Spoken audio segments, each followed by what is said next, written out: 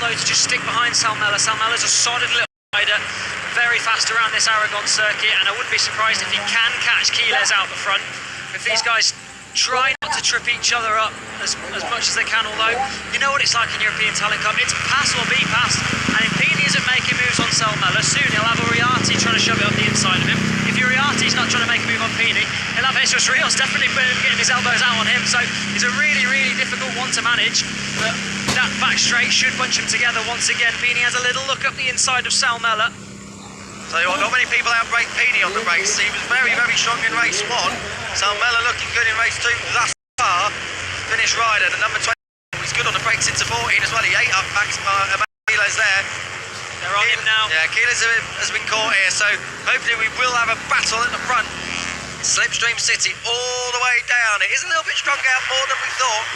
But watch Pini, he's going to pull out. He's got a bit of a 2-bike slipstream as well. Double bubble. He's only going to make one move though, I think, unless Quiles makes a mistake into the last corner, which he doesn't. But Pini moves through into second place.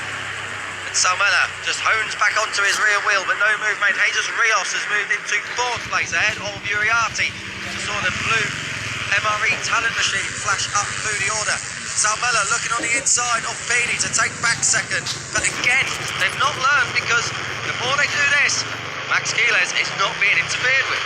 Yeah, they're back on the back of him again, but now they've caught him. Pini looking for another way past Salmela. I know Pini wants to be getting past Quiles, both of them do really.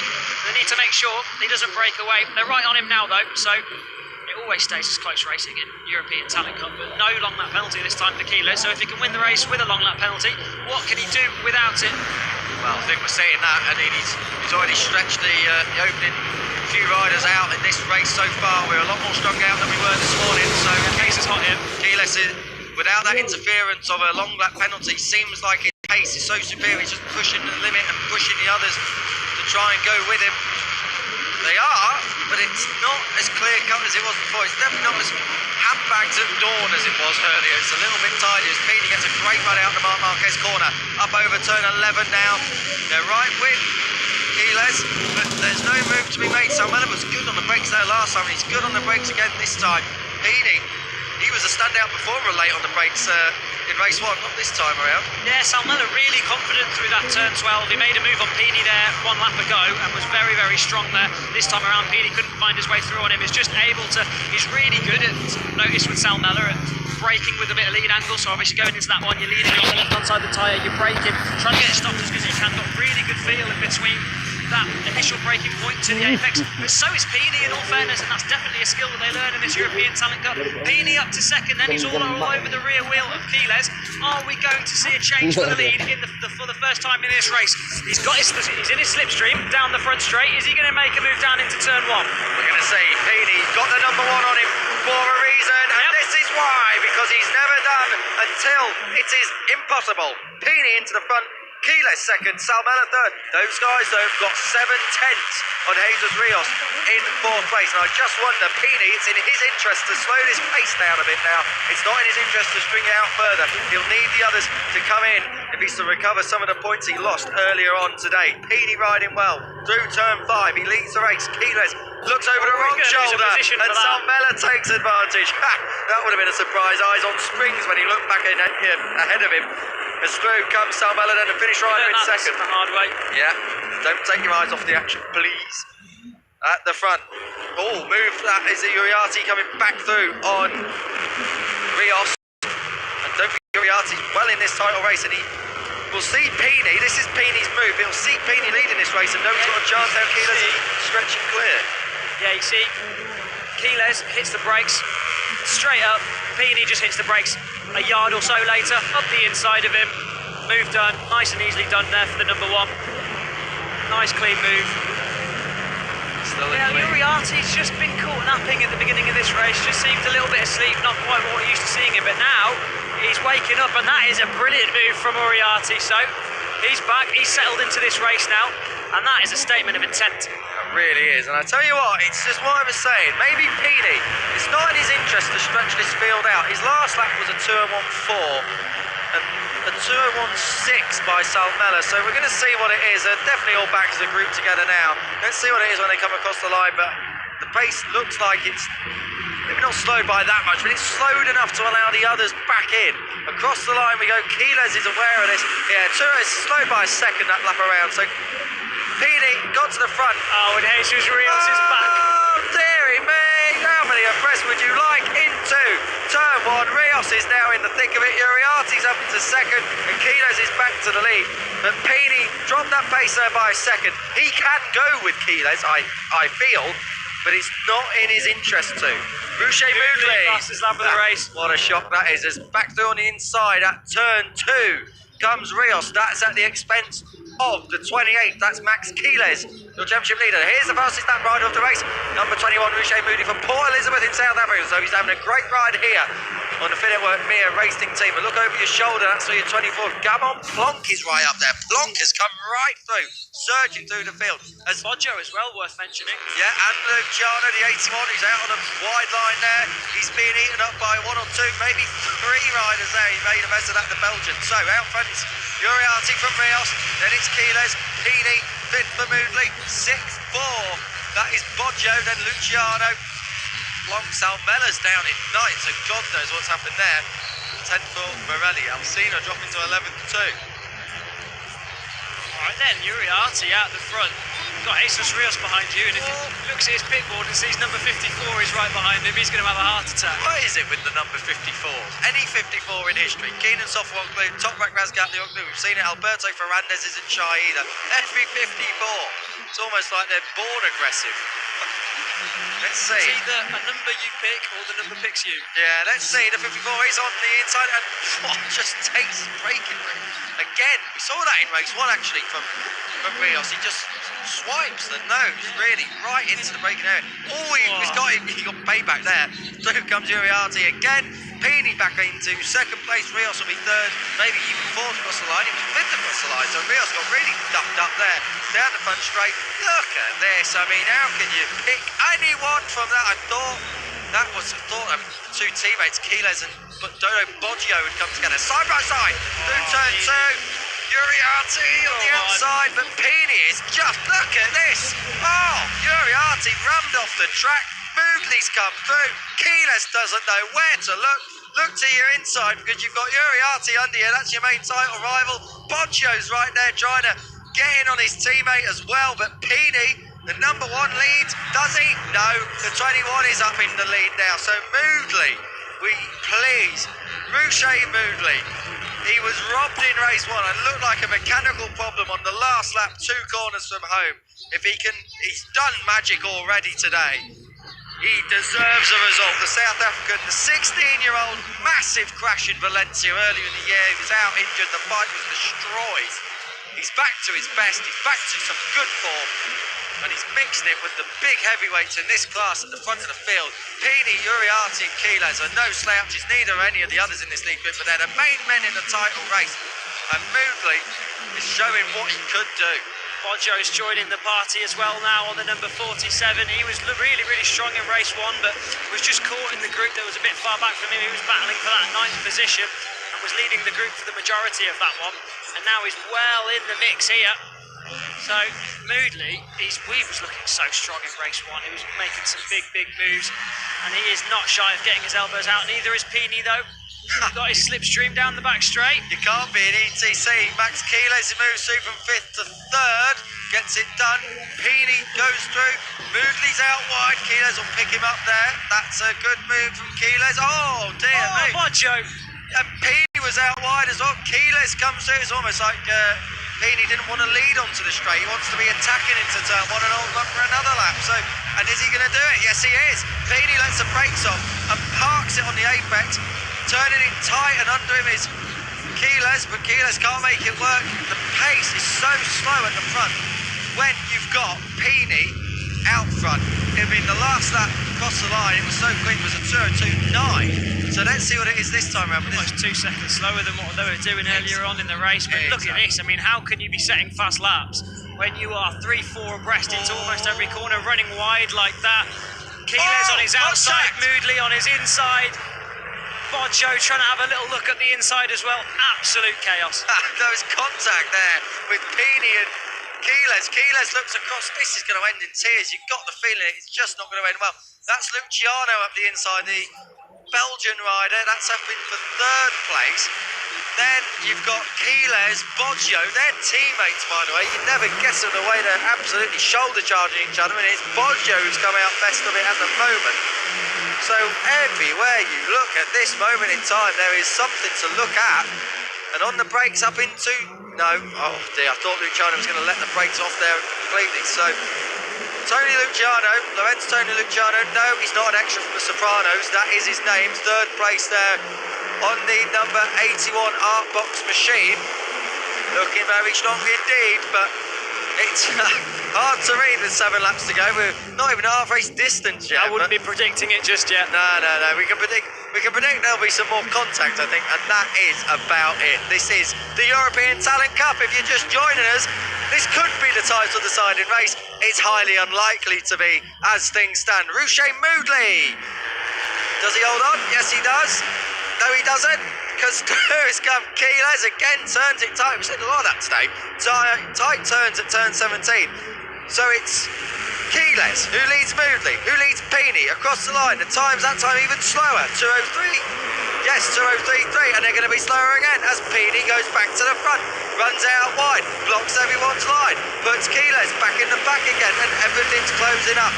Moodley can almost sense this, and the thing is that whoever hits the front is going to get repassed straight away by Guido Peeny. No Keyless, way! that is just magic from Max. Taking the Michael there. Max Keyless from 4th to 1st at turn 4.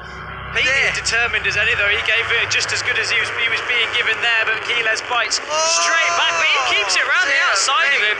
Peeny is in the mood. Can we have an onboard camera somewhere, please? What about this then? So Peeny, well, he's found his race 1 braking. Oh dear me, that was a contact there. That was almost disaster. Was that Uriarte who had to pick that up then? I think it may have been. Oh no, it wasn't. It was Salmella. Oh dear me, we couldn't have had that. Got everyone out on the green there. That was Moodley and Rios as they come out of turn 10, the Marc Marquez corner. Keyless? No. On the brakes. I tell you, Peeny, he might have been sandbagging earlier on. Didn't want to maybe reveal too much, but... Well, he had fastest lap of the race earlier on. He was really pushing on. I think a lot of it is just down to this. Yeah. Exactly that. This scrapping, changing position, round the outside, up the inside, back, pushing each other out wide. Oh, hello. Saw Peeny, when you try to go around the outside of him, he pushes you off circuit. He's having a conversation. Hello, what are you doing? I tell you what, none of us are leading. Uriarte's questioning himself as well now. They're all talking to each other. And Rouchet Moodley is laughing on the other side of his face at this time because he's gone back through. The 3 title heavyweights were all in conversation down the back straight there. That's absolutely brilliant. Shot of the year for sure. Out of turn 17 then. 5 laps to go. Rouchet Moodley leads another one. The 51 of Uriarte's there. Peeny on the inside. Look at this. Oh dear. Oh dear. 3 in 1 fucking... Tony Luciano there is in the 81. Yeah, everyone's shaking their head. I can't believe what is going on here. This is fantastic racing for sure. But Tony Luciano, he was the one who was sideways on the 81 into turn 1, and now he's... Whoa! Dear, he's down. Luciano is down. He lost the front at turn 4, and I don't know who he was passing. I think it was Boggio. But, oh dear, that was coming. Luciano was absolutely on the limit. He was on the limit into turn 1. He's under the bike as well. Oh, careful. Deary me. The bike was hooked on him there, but that was coming. It was always something had to give. And you got the feeling it would be Tony Luciano because he was so out of control into turn 1. He somehow pulled it down. He took wide 97. Did he take... Apparently he took wide. Oh yes, Morelli went down. Yeah. Morelli went wide with him, and also the 11. That's David Gonzalez. So, well, that's broke the group up ever so slightly, and that's a fast pace to fall. So hopefully Tony Luciano is okay. But as I said, it was in the air. Back at the front then, leading Guido Peeny. He slowed the pace down. But it is now. I'm not sure I'm a big fan of this weaving thing. We've seen a lot of dangerous accidents happen with that. I mean, think about Chan On Chu back at Dennis On Chu back at Kota. that's something that needs to be weeded out. Yeah, it's they're trying to break the slipstream at the end of the day, and it's part of racing, but there's a way to do it. You don't do it that quickly or that aggressively. Dear Peony up the inside of Keyless again. This is through turn 17. There's a lot of moves being made at 17. Normally if you lead into 60, it's job done, but I don't think... Oh! There we go. Dear me! Just as we were talking about it. Peony and Uriarte, the two title heavyweights, then that's a big clash and a shake of the head as well. In the Estrella Galicia team, they've had a title sorted in Junior GP with Angel Piqueras, hence the #1. They're not getting excited, don't worry. But oh dear me, Guido Pini was colliding there with Uriarte. He's trying to keep his title hopes alive, and you can't blame him for doing that. But maybe with a few laps to go now, just settle down for a lap. Keeler's out the seat, but keeps it pinned. Boggio's on the inside of Jesus Rios as well. Oh, Uriarte on the inside. Let's have a look at what happened here. So Pini's he's just gone right into the side. They probably just didn't see him come in, didn't know he was going to be there on the inside, trying to defend his line down into turn 1. It happens. Rubin's racing. It could have ended badly, but both of them were in control, had their elbows out, and they both dealt with that really, really well. 4 laps to go, 3.5 laps to go. Well, what's going to happen in this race? Here he is. And again, Pini's been bullied back to the back of this group. He's led a lot of these laps away. And again, Max Keyless is out the front. And Jesus Rios moves into 2nd place. So Rios has got good pace. He took his first podium of his career in race 1. That was in 3rd. Looking to go 1 better, maybe even 2 better.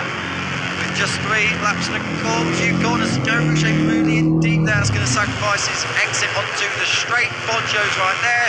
Uriarte 5th. 6th for Pini. Pini at the moment is out of this title race. Salmela 7th. Salmela's brake protector is hanging down. I'm surprised there isn't more of those brake protectors hanging off, or fairings hanging off the side of it. Plenty of tyre marks will be on their leathers. Rubin's racing here in the European Talent Cup. These guys so close, and this is now again he's letting Keyless break away out the front, so they've got to be really careful there. Guidi off on the Guido Pini out of track bounds there. So I stumble over my words. It's non-stop here in the European Talent Cup. Amazing racing. Yeah, Keyless looks the most settled of them, and that's reflected in his face. You know, he's been very, very good right the way through the weekend. Timed it to perfection once again. Matteo Roman has gone down. The 2021 French Moto 3 runner-up is out of this. Hopefully he's okay. That was at turn 15, so it should be a slow fall there. Meanwhile, 2.5 laps to go. We are at turn 7. Ruche Moodley's in the mood here, isn't he? He's chasing down Keyless. Boggio 3rd, 4th. For Rios, as we take stock of all this, Pini has got to come up with something a bit special, preferably not aggressive if he's to come through. He's down in 7th at the moment, so work to do for Pini, but the slipstream effect is so major here.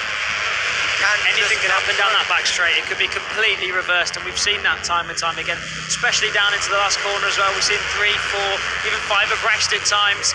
So moves being made, people get pushed wide, people get punted off. But Keyless looking strong here with 2.5 laps remaining, just under in fact. Dodo Boggio's put himself well in the mix now as well. He's climbed his way up from further back on the grid, although he's just had an Estrella Galicia bike parked up the inside of him. Down the back straight one more time, then Keyless is trying to break the slipstream effect without realising that they're nowhere near him. Yeah, literally, he doesn't need to be doing it, but he doesn't know. And Pini made the big move on Salmela back at turn 13. He's now making a move on Rios. Can't get it done under braking. He'd probably try, turns it under him, that's alright. Pini's going to be alright there as long. I thought Salmela was going to come through Rios as well. He was holding our breath here. Keeping to the outside of the track is Keyless. He doesn't realise that behind him. And here comes Jesus Rios on this final lap. Pini, where's he come from to take 2nd place there? 5th to 2nd. Now, Pini, he's got to get the hammer down if he's to stay in this.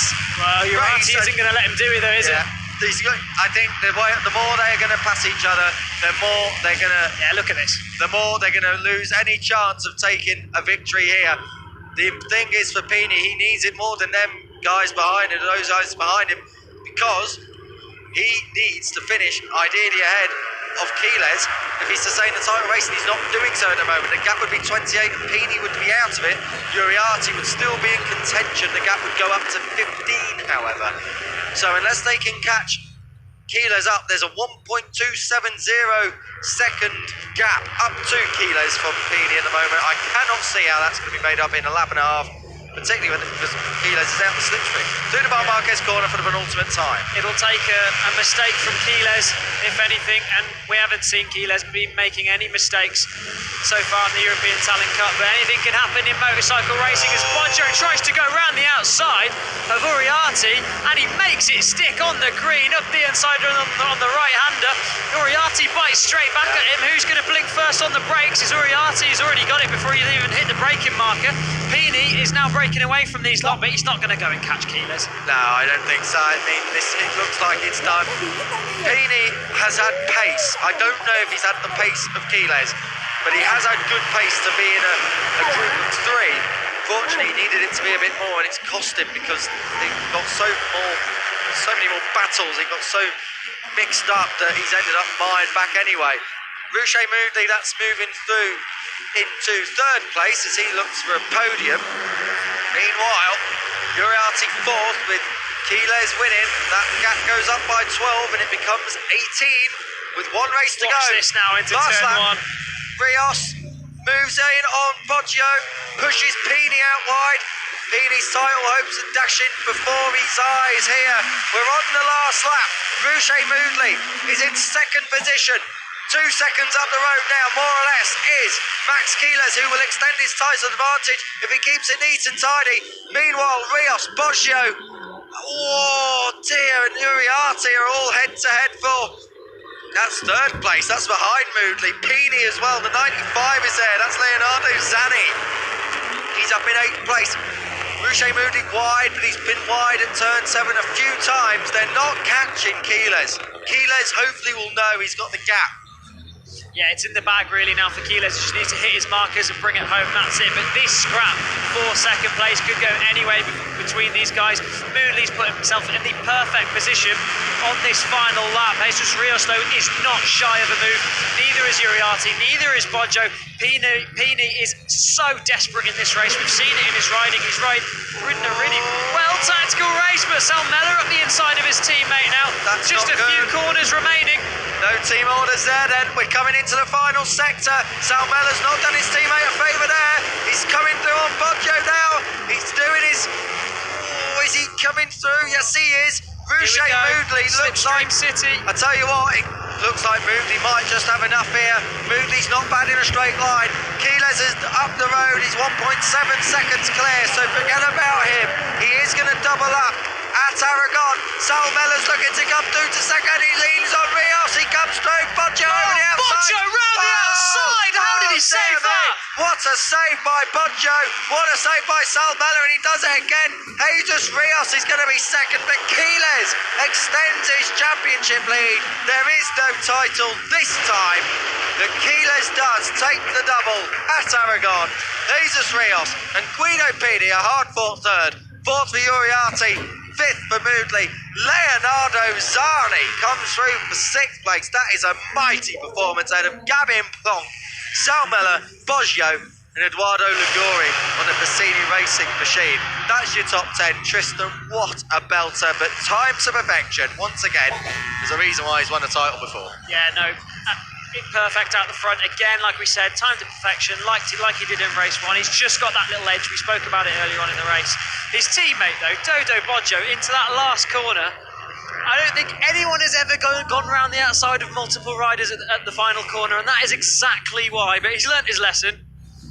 Brilliant stuff from all these guys then. Racing as close as you like. Rubbing his racing here in European Talent Cup, and what a barnstormer. A classic there. Quiles was just clear enough of it all. Quiles, well, what about it? Rios second, that's a career best for him. Pini on the podium again. But the number 1 will not be back on the AC Racing team machine. It is moving over. We don't know if it's to Quiles or we don't know if it's to Uriarte. But for sure, Pini, the gap now will be up at 32, and with just 25 points on the cards remaining, it is now impossible for him to become the first double ETC champion.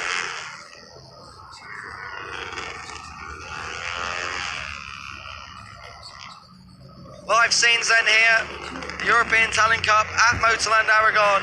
Race 2, an absolute thriller from start to finish. Cream always rises though, and the number 28, Max Kiles, has delivered the goods once more in an epic race 2. He doubled up, won race 1, he's now got race 2 under his belt. And celebrations are going to be key. Ooh, a little bit of a top rack style stopping. Starting him young. Kiles, I remember the first time he ever came really to fruition. His braking style was insane back in 2021. But he has been dominant and is a force to be reckoned with within the European Talent Cup class. That is for sure.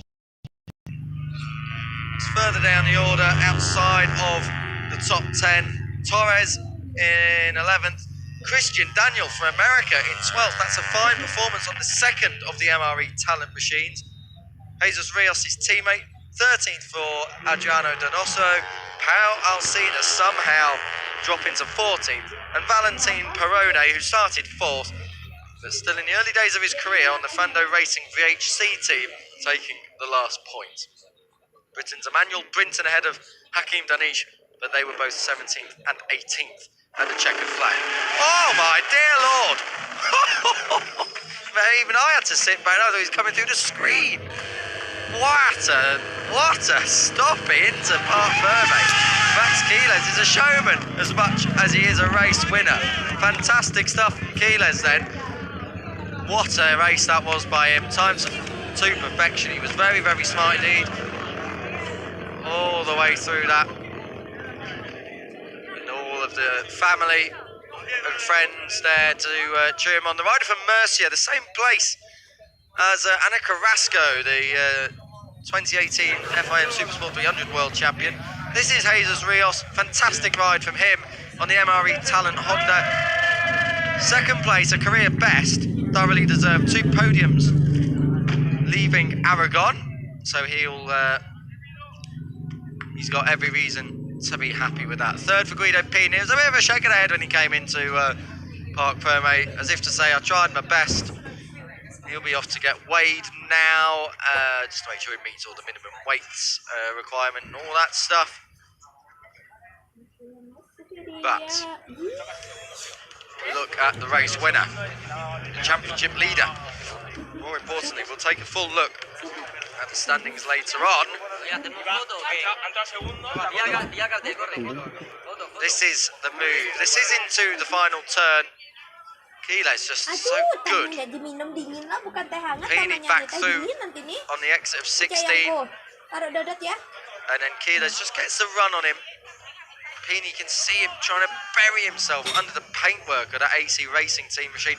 And then he clouts Rian Uriarte. Deary me, this is into the last turn. Oh, I tell you, there was contact. There was contact with Salmela there. And Boggio. Salmela hit it. I thought it was already Boggio just out on a wide line and on the dusty part of the track. Well, it wasn't. Salmela picked it up, hit his rear wheel. Boggio was clouted and then lost it as well. And there's that stopping. Lord, top rank Mascali, rate out of 10.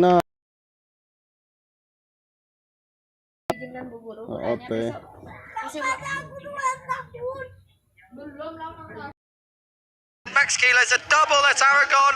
He extends that title lead, but it's not in the bag just yet. Max Kiles, 2 wins from 2 races here at Aragon, and does it feel? Yeah, it's been a crazy race. I didn't expect that I was going to open gap because it's hotter, but yeah, these guys didn't let me go at the front.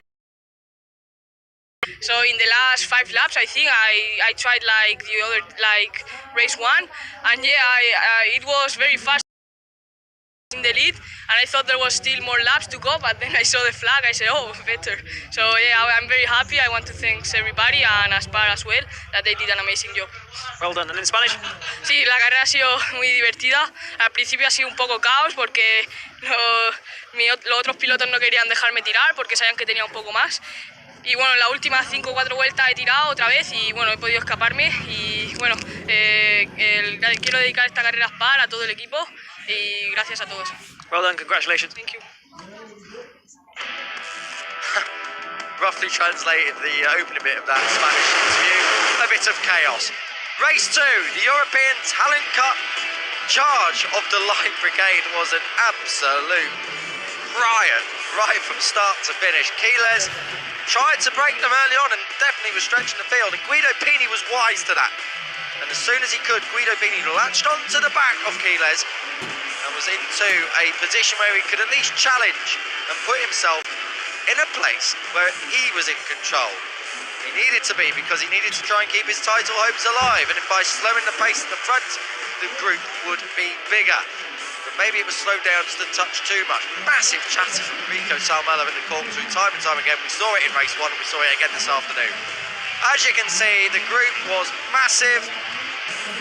Lorenzo Tony Luciano in the mix on the number 81, and he was sideways on at various points, including at turn 1. And he tried going around the outside into turn 3, the Carlos Checa corner. It was an absolute, well, just festival at the front, a festival of aggression. This is the, I think, the crash coming up maybe of Luciano. No, it's not. It's at that corner maybe the next time around. At the front, Pini, Quiles and Uriarte, the 3 title contenders coming into the race, were swapping paint at the front. They were even barging each other. That was Pini and Uriarte. Uriarte would answer straight back, and it was just non-stop paint swapping at the front of the field. All that allowed Quiles at the front just to fractionally pull away. The battle continued behind. Ruche Moodley, the number 21, the 47 of Dodo Boggio, and of course the 54 of Jesus Rios, also in on the action. This massive moment in the final corner, Dodo Boggio trying to go the long way, getting tagged by Salmela, but across the line for another victory. Max Quiles puts one hand on the 2023 ETC title, but it's not quite secured yet. You'll have to wait for Valencia for it to be mathematically done. We've got a showdown in 2023.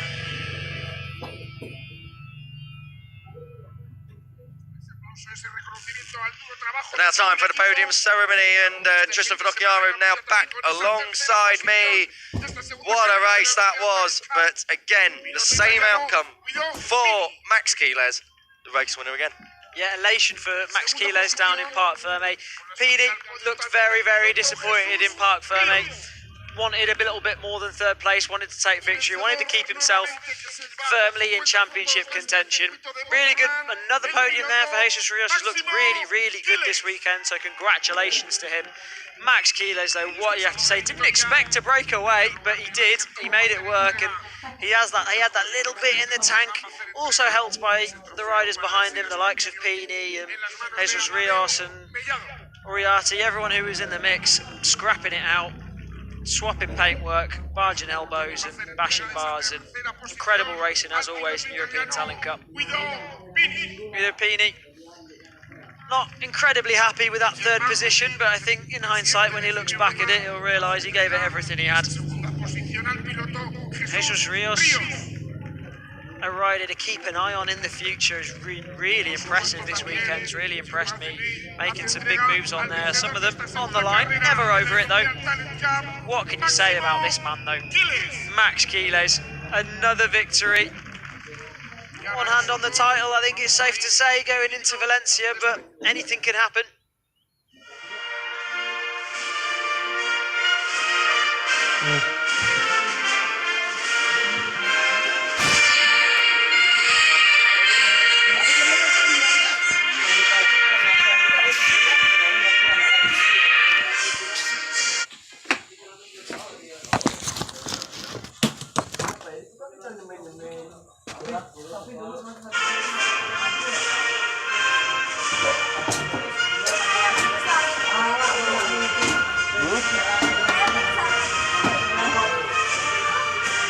Pues ahí está ese fuerte aplauso para el piloto Máximo Quiles. Ahora ya, pilotos, por favor, podéis daros ese baño con la gaseosa. Well-deserved round of applause for your race winner then. Segunda carrera. They spray the fizzy water at each other. Not old enough to be spraying the champagne just yet, but they will get there. Stars of the future, names that we'll be seeing moving up through the ranks, up to Junior GP, up to Moto 3, Moto 2, Moto GP and the likes. Plenty of racing left in all of these young lads. Kiko's joined me back again in the commentary box after nipping out quickly. Right, we're in there. Good race, that. Very good race. Good round of action, to be fair, this.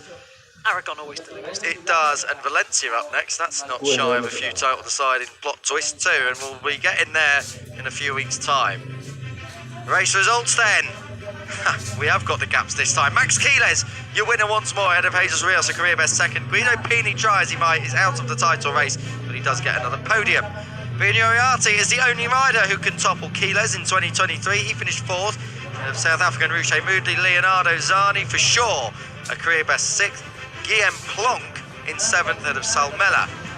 Onto the other page, the next page, brilliant stuff from Christian Daniel, the number 70 on the MRE Talent Machine, 12th for him, and he'll be looking to build on that ahead of Adriano Donoso, Pau Alcina, Valentin Perrone for Argentina, rounding out the top 15. Over the other page, Hakim Danish's difficult season continues. It's not been a season to remember for him. Benyat Fernandez in 23rd, fighting back after that big crash in race 1. Vasilis Panteliakis in 25th. And a story of what could have been from the 15-year-old from Greece after his race 1 start dramas. After 10 races out of 11 in the title standing, European Talent for this year, go all the way to the wire. One race remains, 18 points separate Quiles and Uriarte. Pini third and out of it now. Salmela fourth ahead of Boggio. Rios on a charge in sixth. Jesus Torres seventh, didn't feature really this weekend. Gonzalez eighth. Boucher Moodley, his title chances, or at least his point score for this year, taking a big step forward with a strong Aragon. Alberto Ferrandez, he's now up in Moto 2. Guillaume Plonk is 11th. Casey Gorman's up in Junior GP. And all of the other riders, all fighting for their own reasons in the final race of the season at Valencia. Christian Daniel, Zani, Brinton in 20th place for Great Britain. Qatari Hamad Karis Al Sahuti has always been a front runner, unfortunately having to go through the last chance race, which was then cancelled due to fog this morning. Right the way down, Valentin Perrone with the third point scoring ride of the year. All the way down to Owen van Tricht at the bottom of the standings. Max Quiles, he was the 2021 European Talent Cup champion. He's a double race winner to Aragon, but the title remains alive. It is mathematical that he is beaten to it, but with form like he's demonstrated here and throughout the rest of the season, there's a reason he's the championship leader by 18 points going to the final round. He looks odds on for success. Will he be toppled? Stay tuned to find out. But meanwhile here at Aragon, final race of the day is next in the stock class.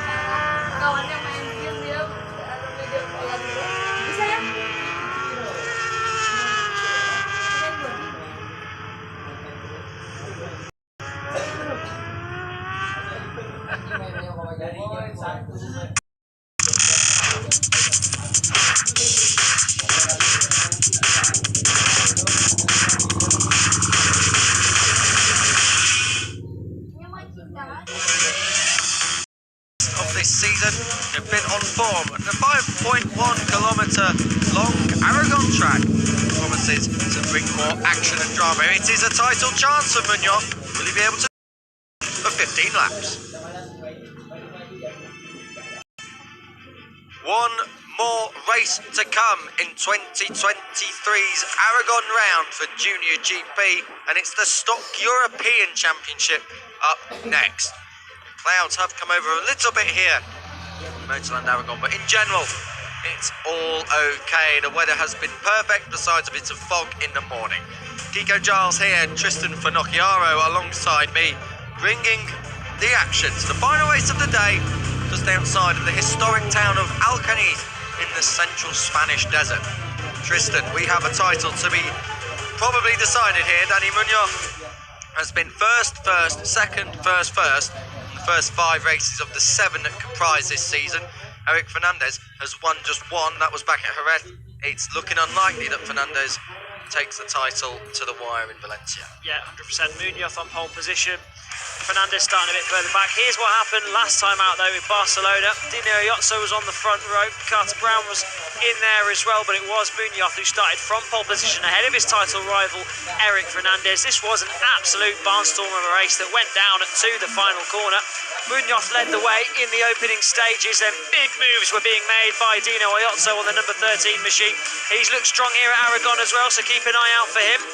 Fernandez though, he hit the front and then was playing some strange sort of mind games or something, trying to back his championship rival Munoz into the pack, slowing down some fast laps, some slow laps. Corey Tinker went down on the number 37 machine. Munoz then did inevitably hit the front, and it became a duel between Munoz and Fernandez as it was over and over again. An epic last corner overtake from Munoz, reminiscent of Valentino Rossi in 2009, took him the race win and took him one step closer to the championship.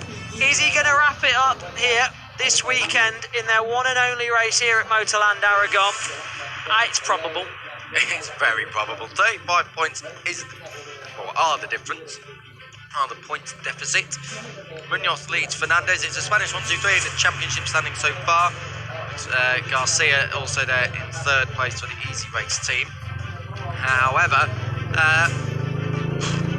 we had a race, a good showdown last time out, but even a showdown wouldn't be enough. Munoz can be anywhere on the podium regardless of what Fernandez does, but the title race is done and dusted. Around early, it's not a surprise. Daniel Munoz has been in fine form, and he starts from pole position once again today, and he's the one we were watching trackside throughout yesterday. And Munoz just looks at ease everywhere around this Aragon track. Hopefully he doesn't get too overconfident, and that he does secure the title for him around early. We'd like to have a showdown, but it's not looking very likely. Yeah, I mean, for a rider whose worst result this year is 2nd place, all he has to do is finish on the podium to seal the deal. Starting from pole position, unless something goes majorly wrong for the number 17, I think he'll take it here this weekend. We'll see what he does though. Like you say, we were watching him in practice. That bike sounds so sweet. Really good team. They've got the fueling absolutely perfect on it. It was absolutely singing going onto the back straight. Here's a look at what happened in qualifying. Bastante positiva, en la que hemos tenido un buen ritmo y el tiempo nos ha salido igual en los 2 entrenamientos cronometrados. Y nada, muy contento con el resultado. Bueno, hacía un poquito más de calor en la tarde, pero aún así los tiempos salían igual. No ha sido un problema a la hora de hacer un tiempo, pero bueno, sí es verdad que el calor afecta un poco a los motores en las rectas, pero bueno, bien. Bueno, sí es verdad que aquí hay más pilotos en los tiempos rápidos, pero bueno, está siempre ahí Eric segundo, que es el rival principal ahora mismo. Nada, habrá que luchar con él hasta el final. Bueno, salimos como siempre, concentrados en hacer una buena carrera y nada, y a ver qué pasa durante la carrera. Mañana lucharemos con todo para hacer una buena carrera y ya, dependiendo del resultado, ya se verá qué pasa.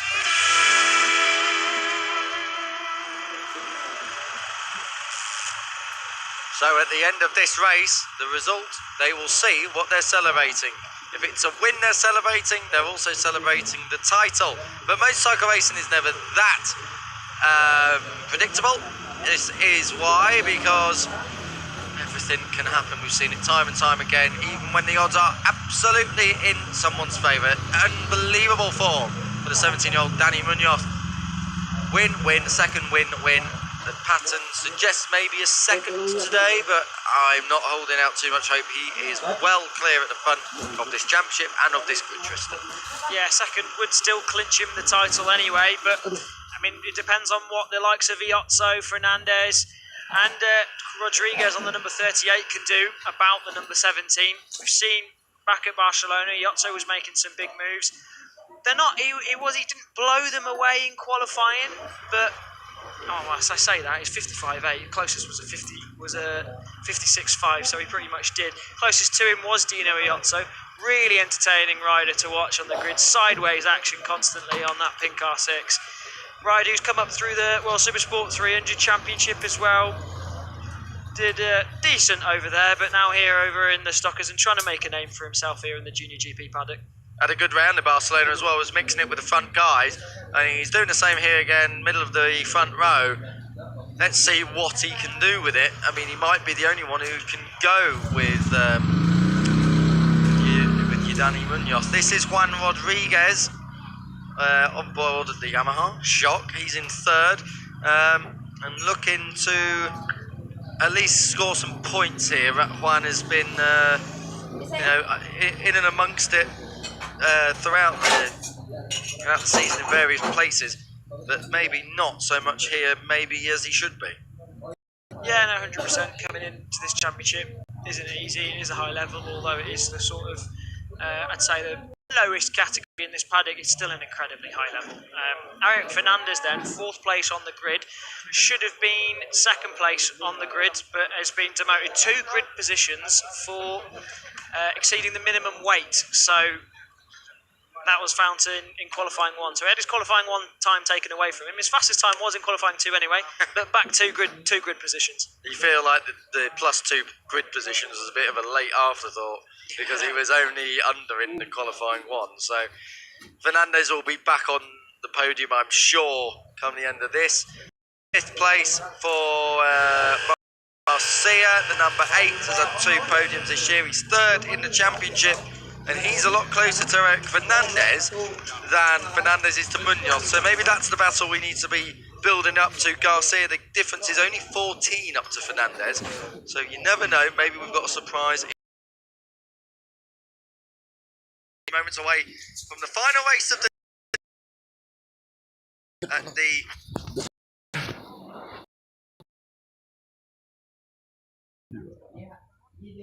Ngos bensin lagi ya? Bensin lagi ya?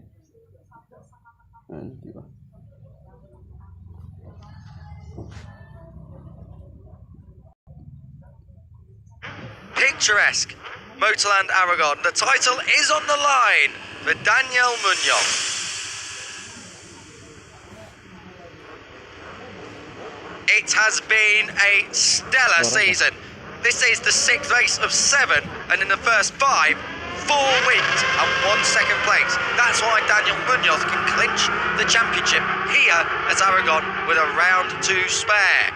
Eric Fernandez will have to try and come through from the 2nd row of the grid, and he's 2nd in the championship fight.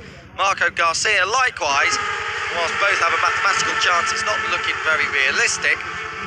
And in all honesty, that fight for 2nd is probably the bigger one. Kiko Giles here, Tristan Finocchiaro alongside me for the final time today. Wherever you're watching, thank you for staying with us. It's been a marathon day of action. We're very much looking forward to seeing how this race plans out and whether or not we will be celebrating the first ever stock European champion within their own class. Tristan, what about this race? I'm going to ask who your predictions are, but what else can we look out for? I mean, if anyone can get ahead of Munoz and break his rhythm, that's what they'll be looking to do. I mean, Dino Iozzo, he's an incredibly aggressive rider, never over the line, but firm but fair. If he can get himself ahead of Munoz, he'll definitely be getting his elbows out and making some big moves. Eric Fernandez will be fired up for this one. He wants to return to victory. He was so close to it in Barcelona, has already picked up 1 victory this year. Maybe looking to carve his way through 4th on the grid, so keep an eye out for him, the number 4 with the green flashes when the lights go out. Bit of an R6 Cup here. I mean, you pretty much have to be on a Yamaha R6 to be fast in this category. Did spot a Kawasaki ZX6 on track yesterday, but nowhere near the front boys. Yeah, the number 6 one of Javier Del Olmo is on the Kawasaki, and he's going from the penultimate grid position, the second to last grid position. So don't expect the Kawasaki to be featured too strongly near the front. So massive back straights here at Motorland Aragon.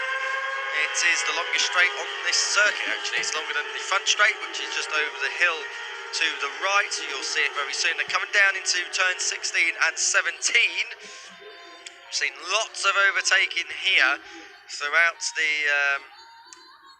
the weekend so far, uncharacteristically as well. We don't normally see too much of it. That's turn 17. As you can see, the darker markings on the curves where the tyres have been running over. That's the 74 just coming in. That's Carter Brown on the CF Motorsport machine. He's going from the head of row 5, so he's flying a British flag, so keep an eye out for him. And also the 99 of Bednarak, that's his teammate. Tom Brooks as well had a decent season this year, plagued a little bit with injury, but finding in the European Stock Championship, was course in the British Stock Championship last year. Absolutely, Brooks is going also from that 5th row, just behind Carter Brown, but all eyes are on Danny Munoz on whether or not he'll convert not just pole position, but he'll convert it into a championship winning ride. We wait for the lights to come on. Just the last few riders coming up to the grid. We had a cracking race in Barcelona. Aragon, will we see more of the same? That's the 23 there of Alex Mian on the 50 Motorsport Yamaha, just getting into position. The revs are rising, the red lights are turning on. They are now going to be turning off, and we are racing for the final time today. Yellow flags at the side of the track, not sure why that is on the way down to turn 1, but it is Danny Munoz ahead of Garcia into turn 1. Riders running wide. Fernandez made his way through. Fernandez through into second, then the number 4 up from 4th on the grid, so he's got to go with Danny Munoz if he's to have any chance of the title going to Valencia. The top 2 are away and running. Iozzo is in 3rd place, and it looks like Juan Rodriguez from that front row start down into 4th place as they come to. No, it's not. Garcia is in 4th. 5th, couldn't quite work out who it is. Mayor in 5th on the Yamaha GV Stratos R6. Top 2 in a league of their own once again here. Munoz and Fernandez has pretty much been the story since the lights went out at the first round. Munoz's got a little bit in his back pocket, and this round has been a step ahead of the rest all weekend long. So unless Fernandez has found anything overnight, you can't really see him staying on him. What he's going to have to do is try and ruffle his feathers, get past the number 17, try and upset his rhythm a little bit, but you can already see he's already starting to break away a little bit. It's not over yet by any means. Iozzo, I love watching him going into the corners, sideways on that pink machine. Yeah, Iozzo's definitely lighting up the screen there in 3rd place. Fernandez got the thing spinning up through Marc Marquez corner, turn 10. Just before they rise over the hill. So Fernandez is going to be trying hard. No jump start, so that's just come through on our timing monitor. So Fernandez is up 2 places. That's not going to come into any misdemeanor later on. Fernandez is in 2nd place, but he is still chasing Munoz. The story of, he's having a look though. It is the story. It's only 23. Munoz has had the target on his back right from the start of this season, and he's leading them through the opening lap here at Aragon, but Fernandez is going with them. Both of them have dropped Iozzo, so the 2 title heavyweights is Fernandez. Going to have a look at turn 1, I think he is. He's going to let the brakes off. He's going to have to let them off more because Munoz was wise to that and came on by anyway. So Fernandez through. Carter Brown's gone down at turn 12, really unfortunate for the Brit. Carter Brown on the off the Craig Fitzpatrick Motorsport Yamaha, so disaster for the 74. Meanwhile out front, I'll tell you what, they're sliding their way through turn 4. It's on the limit through there. These 2 are definitely going to, I hope they're at least going to have a battle. If it's a battle and Munoz comes out on top, then the title is won in a proper style. And if it's a battle and Fernandez comes out on top, there's Carter Brown. If Fernandez wins a battle with Munoz, then at least he's grown in stature as the year has progressed. Good to see that Carter Brown is all okay, back up on his feet. The only thing that will be damaged is his pride. Iozzo 3rd, Garcia 4th, the 82 Mayor in 5th, then it's Rodriguez in 6th. Alive, battle for the lead also alive. Iozzo's just a bit isolated in between.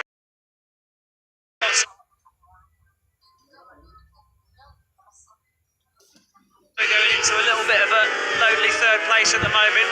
Number 8 of Garcia is going to be trying all he can to get onto the back of the South African, running under the Italian flag. Of course, his father is from Italy, but born in South Africa, raised in South Africa, does also have South African family. Doing really, really well here in the stock European Championship, really finding Estoril when Fernandez actually crashed out. But Fernandez now going with your race leader here, so Munoz isn't breaking him, and Fernandez actually there a little bit stronger through that final corner. We saw him eyeing up a move at turn 1 last time around. I don't think he's close enough this time, but if he can get onto his rear wheel, he needs to make a move. It's now or never really for Fernandez. Yeah, and we saw the exit there of turn 15 going down the straight. Munoz was shaking his head, not quite sure why. He set the first lap of the race, as you can see now with the graphic, but he was shaking his head. Don't know if he just messed up his line, missed a gear. It didn't seem to cost him too much. So Munoz obviously has set himself ridiculously high standards this year, and maybe just noticing a small error, but he's definitely pushing on now.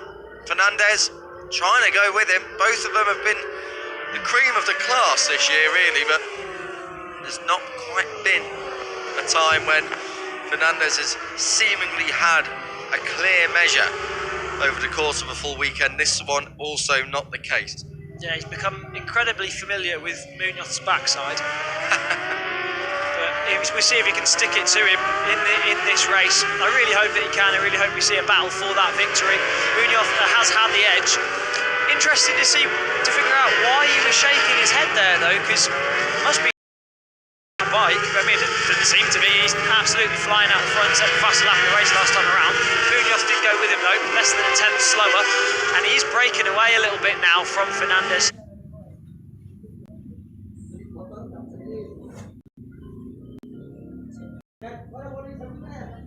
Like we said, it's really now or never for the number 4. He needs to push his way past and unsettle Munoz to his rhythm. And if Iozzo's not careful here, he's going to have Marco Garcia right on his rear wheel as well. So we'll keep an eye on that battle for 3rd position. Juan Rodriguez very much in the mix as well on the number 38 machine. So all these guys trying to rack up as many points as they can before the final round at Valencia. Munoz now though putting the hammer down. Yeah, he is. That battle for 5th, by the way, has seen Rodriguez move ahead of Mario Mayor, so Mayor back to 6th. The number 29 has gone down, that's Kike Ferrer, and he is there. We'll see if there's still any marshals or any debris up there when we get there, but at the moment Munoz is the rider, just started. A 56.3 versus a 56.7 last time out. They're in the yellow flag sector now. So they'll have to just roll out of it anyway, or they should do. Munoz and Fernandez, the first ones on the scene. No, of course they won't. Munoz and Fernandez, the first ones on the scene. And the bike being wheeled away, it looks all relatively okay in one piece, so hopefully the rider is too. As we come down towards the corkscrew, 12 laps of this race still to go. Munoz and Fernandez, it's been this story all the way through 2023.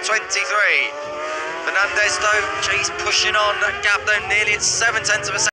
Oh, I tell you what, a big darkie laid out there by the number 17 of Munoz. Munoz is pushing on here, even though he doesn't need to, but he would like to win this title with a 5th win in the season, and he's looking good to do it now. Even absolutely everything he has out there on this Motorland Aragon circuit, and Fernandez not too far off him in the last couple of sectors, just under a tenth slower in each one. Well, a tenth slower in sector 2, another tenth slower in sector 3, so it's just these little tiny little gains that Munoz is putting on him, but Fernandez needs to stay exactly where it is, keep the pressure on. Munoz will be keeping an eye on his pit board every time across the line, checking what the gap is, and if Fernandez is always more or less there within a second, he'll just put the pressure on Munoz, sliding his way through that rear corner though. He's definitely putting it all out on the track, isn't he? But he's going to. He's been comfortable doing this, and we've seen his race pace as well. In qualifying, throughout practice, it can be quicker than what he's doing now. So unless the temperatures just come up a little bit too much for him to get down to that kind of pace, we'll have to wait and see. Juan Rodriguez is in. Is that an issue there? We've got a red flag. We've got a red flag in the stock race for the 6th race of the day, and I'm not sure why that is. That can't be for Ferro, can it? Because he went down quite a while ago. Yeah, we went through that sector already a lap ago, so we've got a red flag.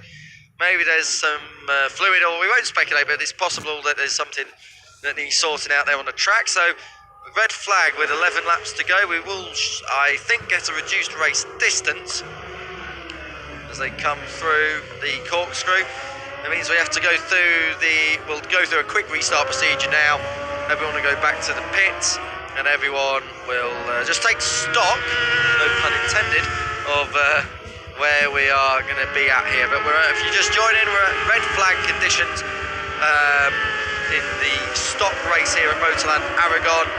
We've had 5 races completed without too much drama. A few track limits exceeding and all the usual stuff, but this is the first red flag of the day, and hopefully everyone concerned is okay. They come through turn 14 and 15. This could be the title deciding race for you, number 17, Danny Munoz. Interesting to see there. Fernandez made sure that when the red flag came out, he got ahead of Munoz and just like, oh yeah, I'm right here, mate, don't you worry. When we picked up this battle for, I think it was 4th at the time, we saw Garcia take his outside 4th, but it didn't seem like he rolled out, and then Juan Rodriguez was a little bit more upright, and then it became apparent exactly why. That's because of the red flag. So coming into pit lane now, they'll come in off the bike before they roll the bike back into the pits, and then a new schedule or a new race distance and a procedure will follow. But Tristan, a delay at the end of the day like this, not what anybody wants. Particularly these guys, they wait all day to get out on track to do the business, and then it gets disrupted anyway. It's not the ideal end. Yeah, so we'll have like we say, a reduced race distance. Munoz comes into the pits. It's not ideal at all. You have to sort of come into the pits, reset, forget everything that just happened, and be ready to go out there and go again. You've got, you know, for some riders, they'll be happy about it because it won't. If it wasn't going their way, they've got a second bite at the cherry. For a rider like Munoz, who is already building up a big gap, he will sort of feel like he's got to do all of that all over again. So it'll be mixed emotions down there, but all of them will have to make sure they reset and be ready to go again when the lights go out once again here at Motorland Aragon. Still not 100% sure what the reason for the red flag is. Yeah, we've got just to talk you through what we're seeing here in the comms box. We see the exact same pictures as you, but we do have a timing who went down, which we covered at the time on the Yamaha GV Stratos bike, and that is at turn 7, and then that's in yellow, and then you've got on top a flashing column saying red flag, but the yellow column for the crash of Kike Ferrer has not been taken away. So let's see what happens here. It might just be a procedural thing. Let's hope that Kike is okay. But we're going to go through the boxes very, very soon, of course.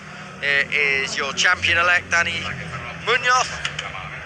And he has been in fine form this year. As we said in that race, Tristan, 4 wins from 5 races. In that other race, he was second. And Fernandez hasn't been that bad either. He didn't finish in Estoril, and that's really what cost him.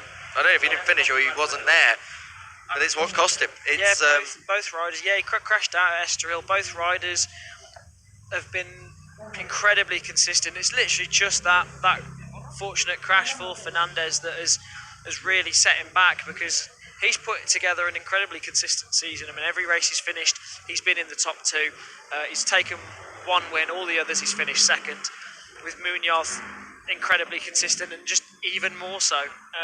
But, you know, those guys, both of them in an absolute league of their own out the front. This weekend, more than any that we've seen, actually, Munoz a step even further and even faster than Fernandez. So, I mean, when he lifts that crown, it will be well deserved for Danny Munoz. I mean, once we get this race back underway, we'll see how we'll react. We'll see what happens. Anything can happen in motorcycle racing. Just takes one mistake, and the title race could very well be on. And it doesn't even have to be their own mistake, of course. You can be caught up in someone else's mistake, an ambitious dive bomb down into the first turn, or whatever it is. This is Marco Garcia now. Garcia was up in 4th at the time of this stoppage. He started 5th, so he's made 1 place up. That's the screen we're seeing, by the way. If you just look to Garcia's left, to the right of Garcia as it is on screen, that's what we see. We don't see any additional information than that. So we going to bring you the updates as and when we get them. That's the other Easy Race team of Rodriguez. A few scuffs on the leathers there. Yeah, that's been down the road a couple of times. Thankfully not in this race, he's all up and okay. Scuffed leather's always a little bit more comfortable. You've got to bed them in a bit, you've got to crash them a couple of times. It's like a new pair of shoes, you've got to wear them in a bit. Yeah. As we look down 2023.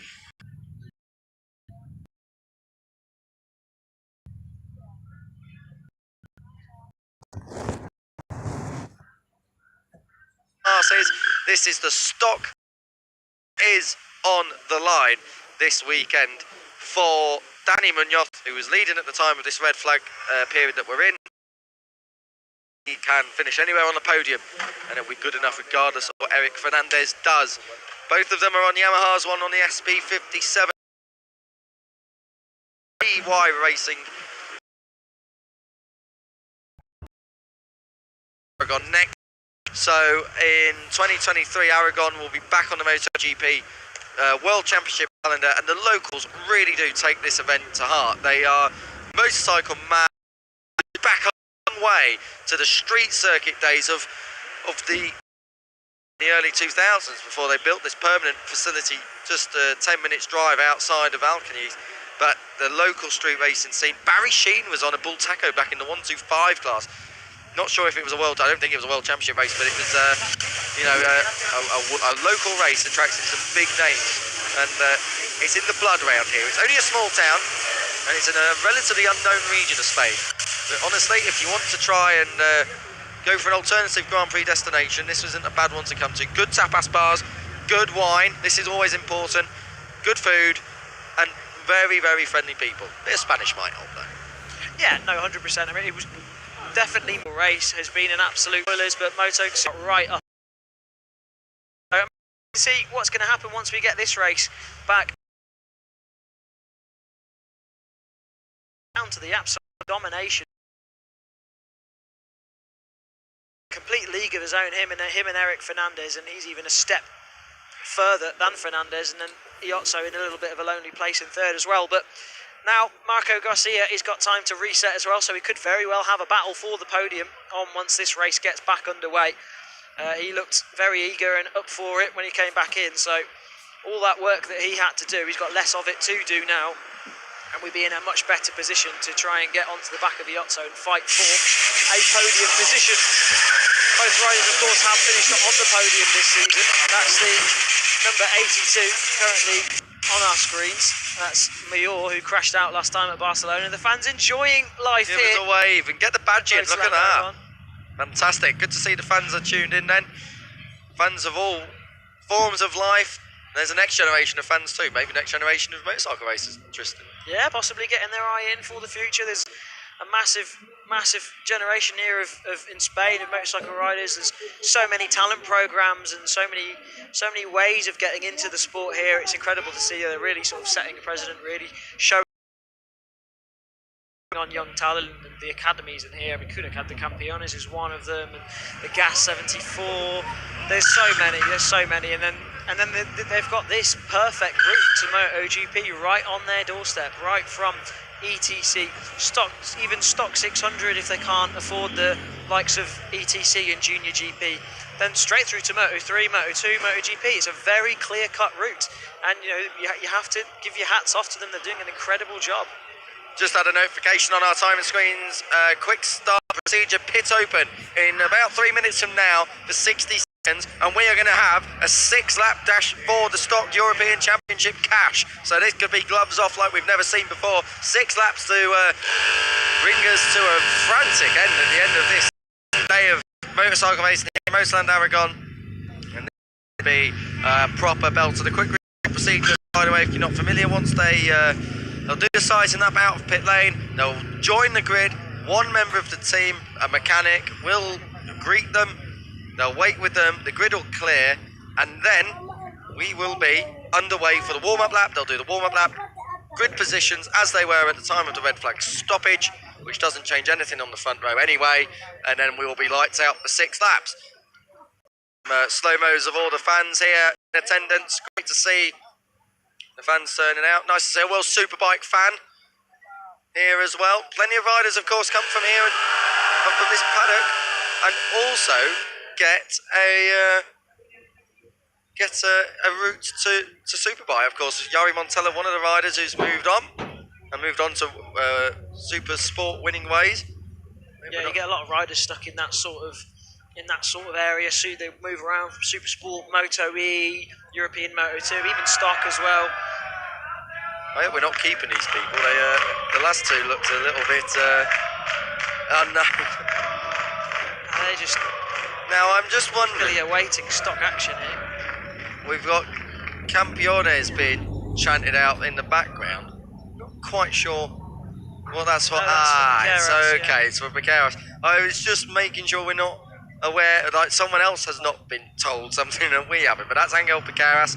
He wrapped up the title earlier on in Junior GP, and he's Moto 3 World Championship bound for next year anyway. So that's one title that we don't need to worry about going to Valencia in 4 weeks' time, more or less. That's in November, the start of November, for the Ricardo Tormo circuit in Cheste, Valencia. Always a classic to close not just the Moto GP World Championship calendar, but also our own one here in the Junior GP paddock.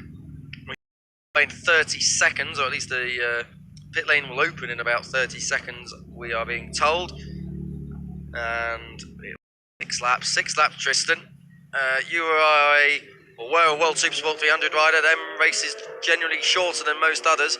What's the tactics like in a shorter version race like that one? Tactics in Super Sport 300 are different to absolutely anything. It's just all-out war, but I think this will all-out war as well here. Just 6 laps, so Fernandez will be licking his lips. So will the Marco Garcia, Dino Iozzo. All they're going to need to do is get their elbows out on those opening few laps and just try all they can to turn it into an absolute tussle, an absolute sprint here at Aragon.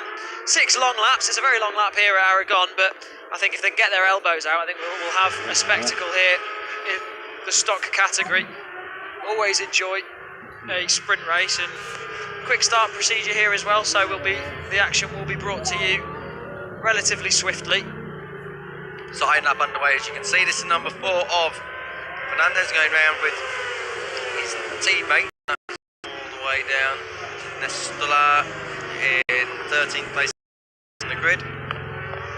But everyone's making their way around. This is the sighting lap, not the warm-up lap, so when they come over the brow of the hill on the front straight, they'll have their mechanics there in the position to give it up to get a bit closer to turn 9 for a sighting lap. Everyone coming through. That's 21 of Dan Brooks. Flying the flag for after pushing out early doors, and the red flag comes out. You can't restart. If you crash out and rejoin, that's different, but it's a long way to ended after a couple of laps. It's racing, it's part of the game. You have to take it when it happens, take it on the chin and be ready. Hour ahead of the UK because the clocks haven't gone back just yet, so it's 3:30 coming up to in the United Kingdom at the moment. So thank you all for staying with us. If you are still with us, the final race of the day is about to get underway. The sighting lap nearing completion. Don't forget, of course, to stay tuned with all the latest news and updates for riders through all 4 categories within Junior GP World Championship paddock. You can stay in touch with us on our social media channels on X, or Twitter as it was known, Facebook, YouTube, of course, for the live races. You can watch them all back throughout the whole year, and actually going back a lot, so I think back to 2016. So if you want a bit of history, go all the way to our YouTube channel and make sure you hit the subscribe button so you're notified of all the latest videos and updates. And of course, there's Instagram, and you can follow all the riders on Instagram too. No doubt all the title celebrations will be posted on stories directly, as we're ready for this story to unfold. Will it go the way of Danny Munoz and the SP57 racing team? Dino Iozzo ready some 3rd on the grid. Eric Fernandez, of course, was 4th on the grid, 2nd row start originally. Now the warm-up lap gets underway. Fernandez is going to be going from the front row. It could be the only chance Munoz, although Munoz starts this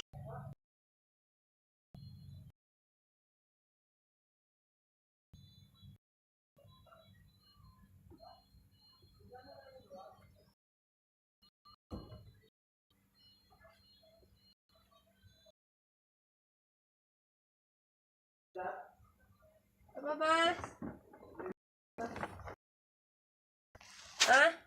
had not quite sure why everyone runs off at turn 1. So they make the way.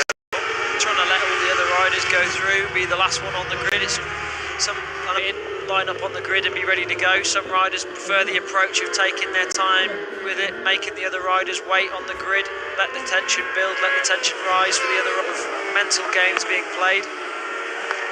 Safety cars going down quite quick in the back, and yeah, absolutely attacked turn 5 then. Yeah, well, we did say quick start procedure. He wants these guys to get a move on. Yeah, they're coming. Some of them are coming through the corkscrew, the others are coming through turn 7. But it's going to be quite an interesting end to the day here. There's the one Kawasaki in the grid, the 61 of Javier Del Olmo. He goes from 17th. Apart from that, everybody on a Yamaha, and that's Bike of choice. Yeah, it really is.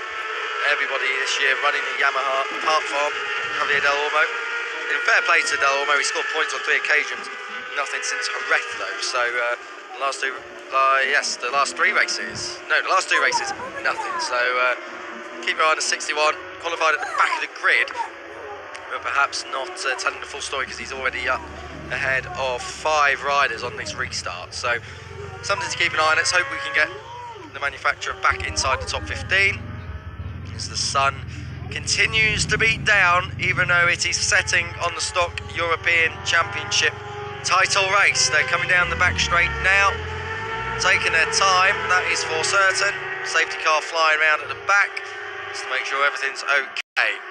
No notifications from you, unfortunately, about exactly the reason for the flag, or if it was rider related, air fence related, or anything like that. But as soon as we do, and if we do on air, we of course bring you the latest updates we get from race direction on that one. Tristan, 6 laps then. Danny Munoz going from the pole position. Eric Fernandez is now alongside him as opposed to directly behind him like in the first start. Can we expect a lunge at turn 1? It's going to have to be. It's going to have to be elbows out. It's going to have to be snapping at his heels, trying to break his rhythm, make sure he's not settling into that rhythm. And I think all of your front row, the other 2 riders on that front row, Fernandez and Iozzo, are going to be trying to all they can to halt his progress. I think Fernandez will probably even be trying to push him back through the field if he can. 6 laps then of action here at Aragon. Here we go then, revs are rising again. It is the restart of the Stock European Championship race. Red lights on. We're going again. And it's another good start for Munoz. Fernandez tries to come across. Fernandez is going to let the brakes off. No! Munoz too strong under braking. Through has come Marco Garcia. Yes, Really it nice is. move around the outside there. Good move from Garcia. He's put Dino Iozzo back to 4th. But your race leader is Danny Munoz coming through the Carlos Checa corner. Now out towards turn 4. Not close enough is Fernandez. At this moment in time, he's in 2nd place, no move at turn 5. Munoz will want to just put in a Super Pole lap from the start, break the spirit of Fernandez, break the toe, and break clear. Yeah, Munoz is doing exactly what he needs to do, really. Just put that hammer down, leave absolutely nothing out there on circuit, and do all he can to break away from Fernandez. Fernandez hitting his markers at the moment, but not close enough to make a move, so he's got to be careful here. Moves made further back as well. That was Mario Mayor, that was coming through on, I think, Iozzo. So Iozzo caught up in, it was. Iozzo's gone back to 5th. Mario Mayor up into the top 4 positions as they come through the Mar Marquez corner, up over the top of the hill, down into the bus stop chicane. And it is fastest through sector 2 then, so he's responding to Munoz coming out of the gates. Absolutely guns blazing here. He has to do it, he can't leave it too long. That's the 69 of Archie McDonald in 7th place on the MRE Talent Yamaha. He's, Iozzo forced his way back ahead, and I think he got ahead of Garcia as well. So Iozzo back into 3rd place, pushed Garcia and Mayor out wide then. So Iozzo bullied at the start of this race. He's doing the bullying at the end of the opening lap, 3 abreast in the battle for 4th. Rodriguez in 6th, he's now under Garcia. Does he go? He gets 2. Rodriguez gets Garcia and Mayor. So Rodriguez moving on through. End of lap 1, 5 laps to go. Side by side, and this is for 4th place. I tell you what, you never guess it, would you? Like for the race win. On the brakes, Garcia. No, and into 5th place. Pushes Mayor back. It's still Juan Rodriguez who holds 4th. Iozzo's just broken clear a little bit of him. These 2 tangle even more. Good old Archie McDonald for Australia is going to be knocking on their door. Yes, all go here on the first lap of this 6-lap dash. Sprint race here up the inside there. 82 on the number 8. I tell you what, that was a big move then from Millot. He pushed out Garcia. Those who have swapped place about 3 times. And back again. Make that 4 on this second lap of 6. Oh dear me, they're doing it again. Dear, strictly come dancing, anybody. I thought that was yesterday. Fantastic stuff then from the 82 and the 8. Brilliant. All the way down the field, racing. Hammer and tongs, and Archie McDonald is licking his lips here in 7th place as he goes for a top 6 finish at Aragon. Yeah, Archie McDonald looked good in practice as well, was making all sorts of shapes on that machine. We were really admiring his riding style from the side of the circuit. Really strong little rider on that number 61, 69 machine. And he's shown some real glimpses of promise so far this season as well. That's the 23 of Alex Millan just on his tail there. Gap's coming down at the front, it's come down 2/10 of a second. We saw this earlier in the year. There was a red flag in Valencia, and Fernandez right on him now. Yeah, Fernandez on the second start that day pushed Munoz right until the checkered flag. We thought we were in for a last lap showdown. Slipstream City then down the straight. There's nothing wrong with the Here poke we of go. that second Yamaha. Through it comes on the barbell to and shows him the green as well. Munoz will try and turn that under him if he can, but he can't. So Fernandez on the extra barbell run Yamaha has hit the front here and looking very strong indeed. The FAL 55 TEY racing machine is your race leader. The fastest lap of the race, half a second quicker. Quicker than Munoz. Munoz looking every which way to try and retake the lead. Iozzo's third and clear of that battle for 4th, which is still led by Rodriguez. But Munoz versus Fernandez, we've waited all year. He might be a bit late in the title race, but Munoz As he possibly can. Of course, if it stays like this, Munoz will still be champion, but Fernandez is a motorcycle racer who just wants to win races. exactly, and that's what it's all about. And if he doesn't do it now, of course, then Munoz will be title winner anyway. And Fernandez, it's a good start for next year to get the win in. He's slowing him up, you know. I think he is. 33-4, 33-5 through the first sector. Everyone else is low 33s through that first sector, and he's trying to punch him back into the pack and hope that Iozzo and the likes can catch these two and see if he can push him back through the pack again. Let's see, have a look at the sector times this time around. Down has got Alex Millan, sorry, at turn 9 rider, okay, that's on the exit of the corkscrew. The gap at the minute has just come under 2 seconds. It was 2.3 at the start of this lap, Munoz to Iozzo. So Fernandez is slowing the pace right down here, and let's see if Iozzo can latch on to the back and do maybe Fernandez a favour. He's going to need more than Fernandez. He's going to do more than. He's going to need more than Iozzo, though. He's going to need as well Juan Rodriguez. There's your live championship as it stands. With 1 round remaining, Munoz would have it. We're just going to complete half of the new race distance. That's 3 laps from 6. They come over the top of the hill. Fernandez pushing on. Munoz, I think. Sandbagging now, he's going to try and get through on the inside. Yeah, Fernandez was 2 seconds slower than his fastest that last lap, so trying to slow the pace down, trying to let Iozzo get back onto the back of it, but he's going to need to slow it down a bit more than this. It was 2.3 on the start of the last lap, it is 1.4 now, so in a lap's time, Iozzo should be around half a second, 7/10 of a second away from the rear of the number 17 of Danny Munoz. The race is being led at the moment by Fernandez. Fernandez needs Munoz to be outside the top 3. Fernandez winning if he's to take the title race to Jerez and to Valencia. And that would be something quite special. Apanya?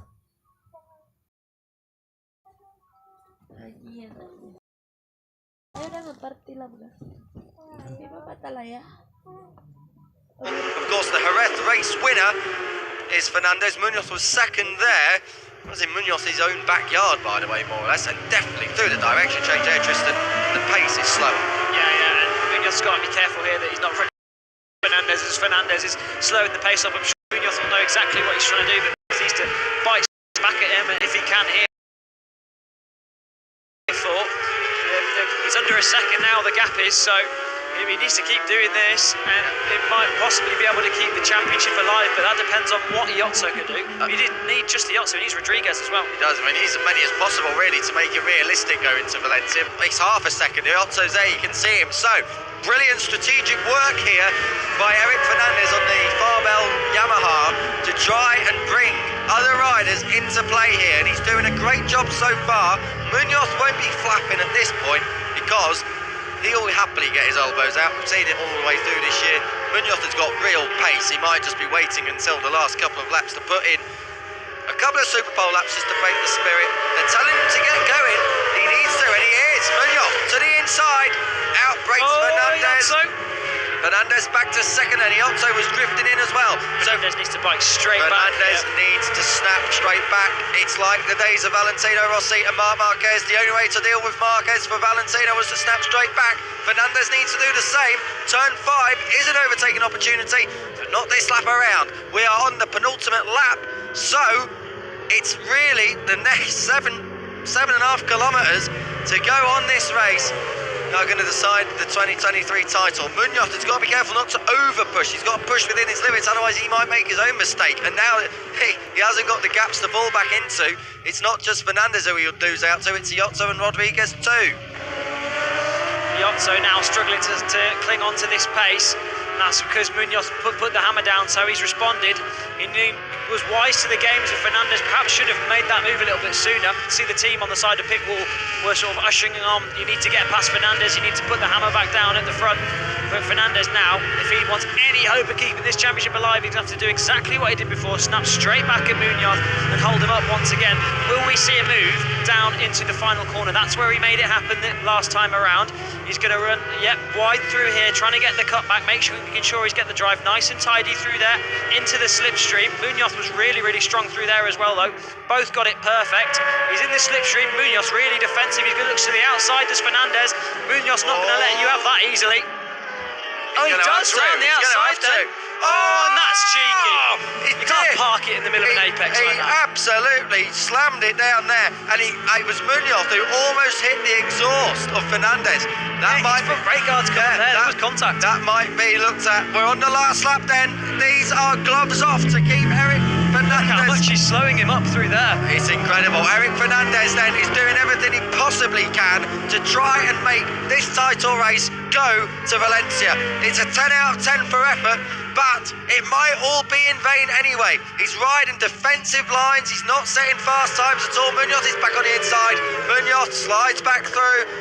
Fernandez now, really, you've got to go for the win and just hope that Munoz cracks under pressure. He's going to look back at 7. That's really close through there. But he's going to get it done, and he does, and then it's going to be a cutback by Munoz. Munoz cutting back through, look to one side by Fernandez, who's let the brakes off again. These two are absolutely at it now, and it's personal. It's going for the title for both of them. One can win it now, one would have to wait until the end of the season in a showdown at Valencia. It's looking like it's going to be decided on track today. Where's left Tristan for Fernandez to try and block past? Here's one. He could make a move down to here, not this time round though. I think he's going to save it for that final corner. Not a lot he can do in terms of the championship, but he is now, it's all about this race win. Who's going to take it here at Aragon? Is he going to make a move down here? Not quite, so he's going to have to get a good drive through here like he did last lap. It's going to be down to turn 16, the final turn.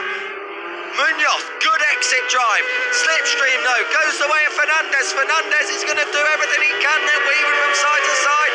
Munoz is trying to break the slipstream. Fernandez is going to have to go the long way again, like the last time around. And is he going to do it? No, he isn't, push him because Munoz has got it. Oh, he's got the cutback. Is he going to make it work? He does. He has got it. He's got the cutback. He is going to be beaten. It is going to be Fernandez who wins the battle, but Munoz takes the victory overall in the championship. Munoz is your champion in the Stock European Championship.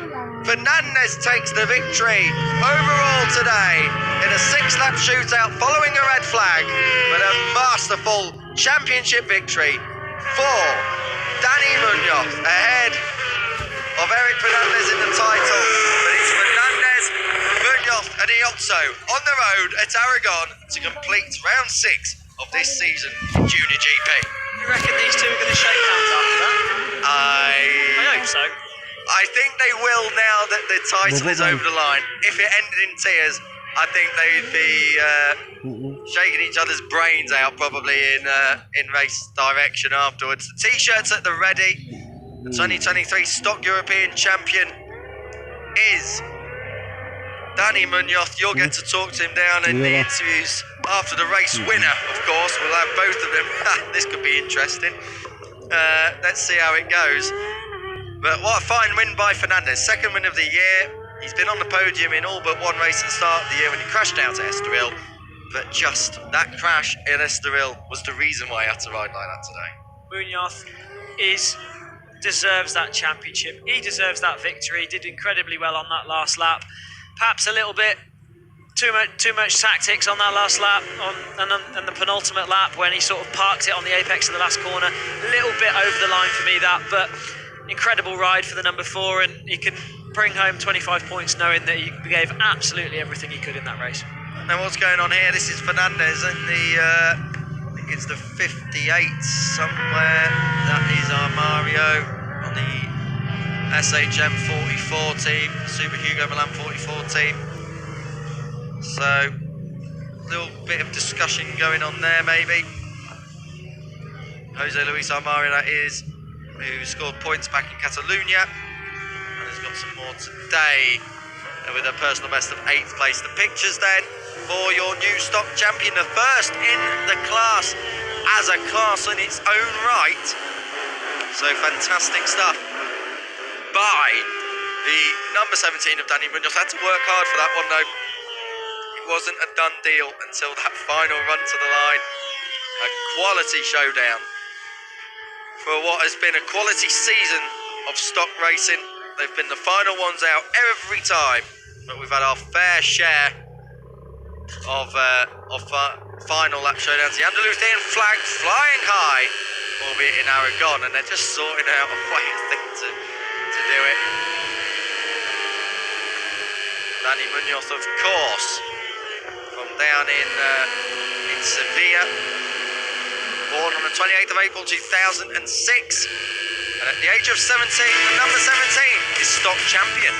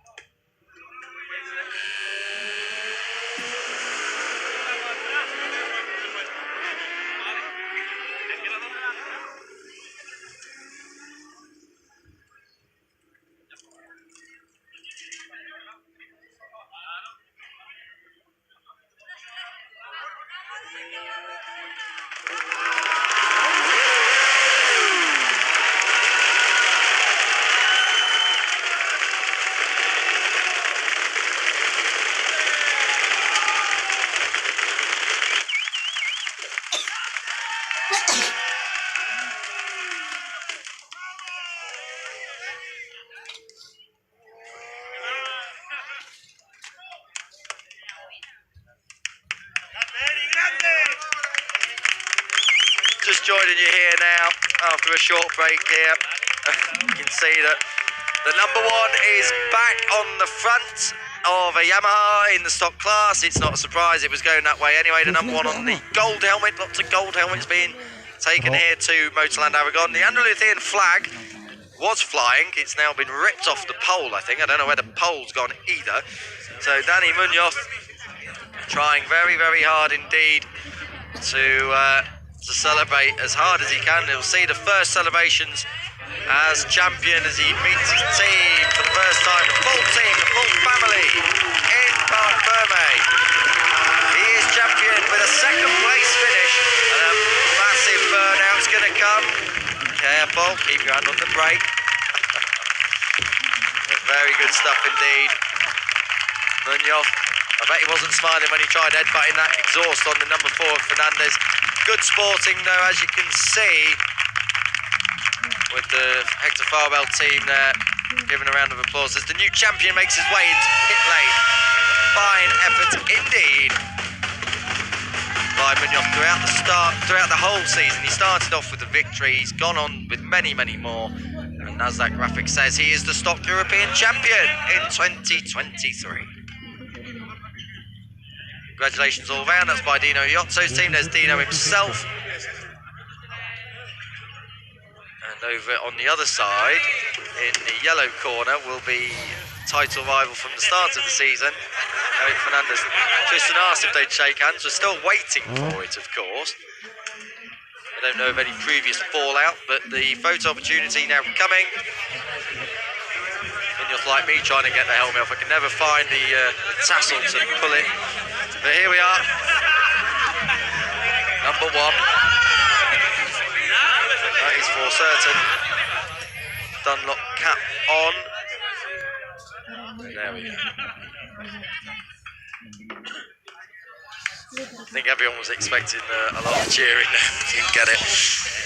But anyway, Danny will be talking to Tristan. He will be down in Parc Ferme very, very soon. And yes, we will also hear from Eric Fernandez about another win, his second of the season. Those two have been the only winners in the first stock season of racing. Is often the case anyway, even when it was its own, a class within the Moto 2 race. There wasn't the biggest variety of winners, but now it's its own class, and at least we're getting on-track head-to-head action and more exposure of the other battles as well. Dino Iozzo third. Fine ride from him. He'll be wanting more. This was the battle at the front, with Munoz pulling out right at the end when Fernandez had slowed the pace right down. Fernandez tried to go around the outside of him, quite get it done, and then he passed him at the end of the next lap anyway. This was Munoz's move that went for victory. He went wide and Fernandez came back through. The gloves were off at this point, but the tyres was already sewn up. Fernandez is either celebrating or angry. He tried his hardest. Dino Iozzo in the background now, the number 13. Crossed the line in third. This is what happened to the flag then. Oh dear me. Andalusians crying all over Spain. Probably not. The flag then on the track, that'll be recovered later. And Tristan's down there in Parc Ferme with the round of interviews. Eric Fernandez, an incredible victory here in Aragon. Not the championship, but you've taken 25 points. How was that? I'm very happy and difficult race. And thank you on the team and the sponsor and the family. Eso. ¿Y ahora en español? Gracias a la gente que me apoya y siempre me apoya. Y nada, eso. Muchas gracias a mi equipo, a la gente que me ve. Y nada, eso. Muchas gracias a todos.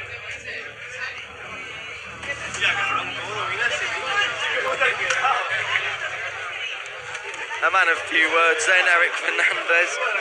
He, with that ride, will more or less have a title, have second place wrapped up in the championship. It looks like it's going to go that way. It's not mathematically done yet, as in position goes Danny Munoz. Eric Fernandez has spoken. Now it's time for the first words as champion. Danny Munoz, your 2023 title winner in the stock class. Danny Munoz, 2023 European stock champion. How does that feel? I feel incredible. First of all,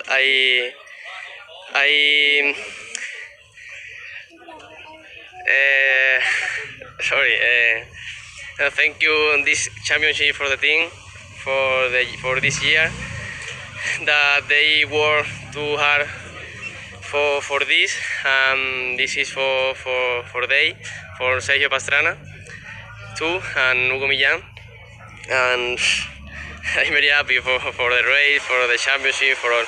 Thank you for all my family, my sponsor, like the team. It's incredible.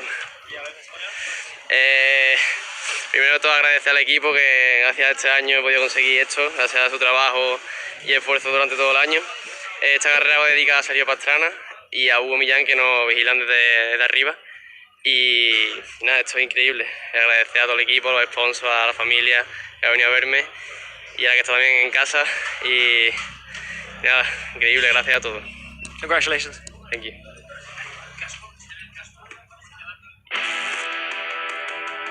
race highlights then from stock action at Aragon.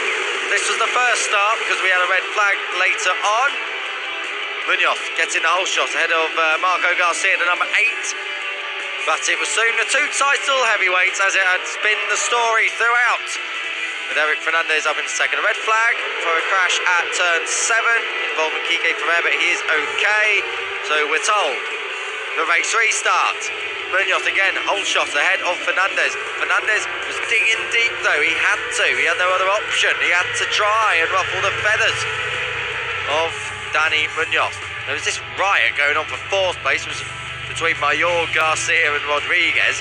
They were swapping paint at every corner possible, including turn 4 and 5. But at the front, things were closing down a bit, and in the slipstream, Eric Fernandez, who'd only won 1 race up until today, hit the front. It was a 6-lap sprint on the restart, so it was a dash for the cash. This crash for Alex Mian at the exit of the corkscrew, that was at turn 9. Unfortunately, that was the end of his race. Fernandez's tactic was to try and back Munoz down and into the pack. Munoz was wise to it and he came back through ahead of Fernandez, but at the end of another lap, this was going into the last lap, Fernandez came back around the outside and parked it in the middle of the apex, and Munoz actually clipped with his shoulder and his brake lever the exhaust of Fernandez's bike. So a lap later, Munoz knew what he had to do, and that was to get back ahead. The 2 were swapping paint.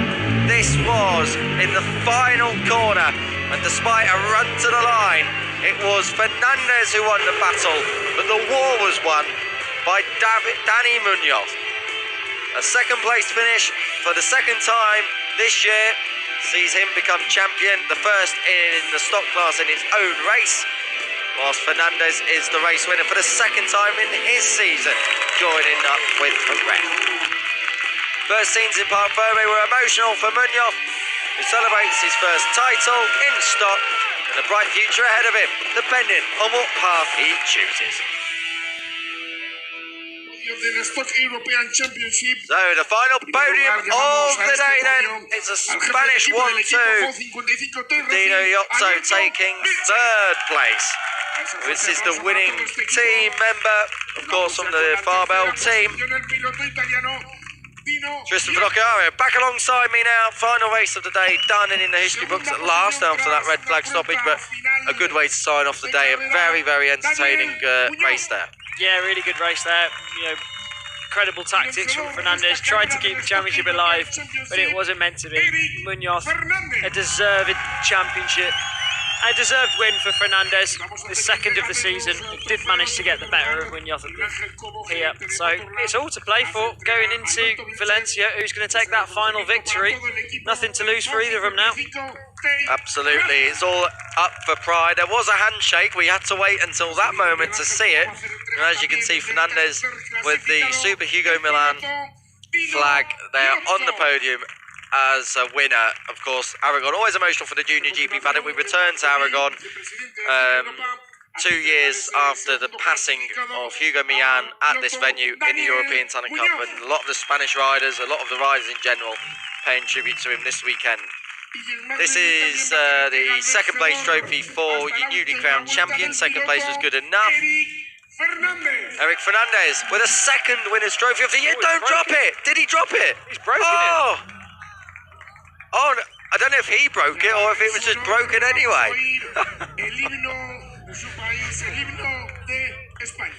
And yeah, Spanish national anthem time.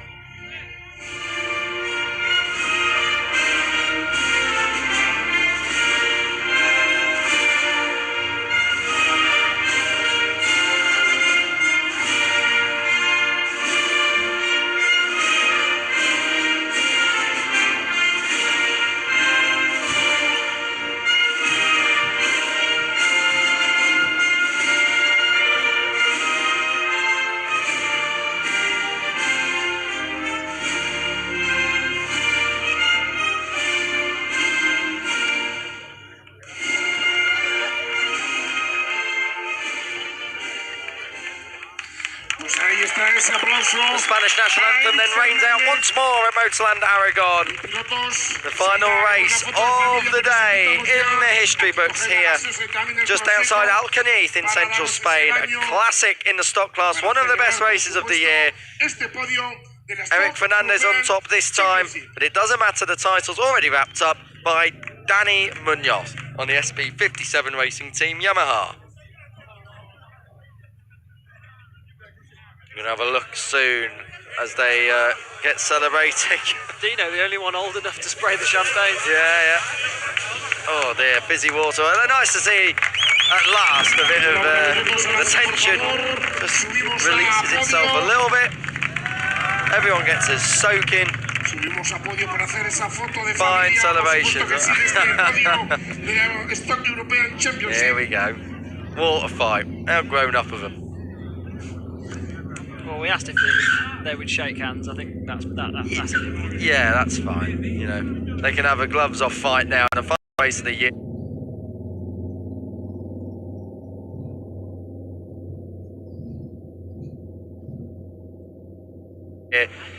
As a centipede makes its way across the track in the background, it's the slowest thing on this track this weekend.